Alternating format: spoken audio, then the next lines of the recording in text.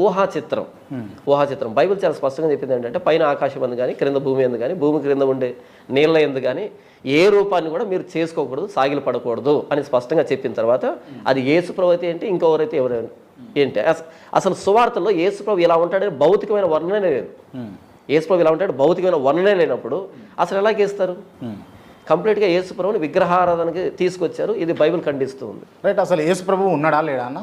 ఉన్నాడు పక్కాగా, అందులో డౌట్ లేదు. ఆధారాలు ఏమైనా ఉన్నాయా మీ దగ్గర? ఆధారాలు ఏమైనా ఉన్నాయా? ఆధారం అంటే ఎలా? దేవునికి ఆధారాలు ఎలా ఇవ్వాలి? దేవునికి ఆధారాలు ఎలా ఇవ్వాలి? ఓకే. రాముడు ఉన్నాడా లేడా అన్న? రాముడు ఉన్నాడా లేడా? అది నా పని కాదు. ఆయన ఉన్నా నా పని కాదు, లేకున్నా నా పని లేదు. శివుడు ఉండేనా లేకుండేనా అన్న?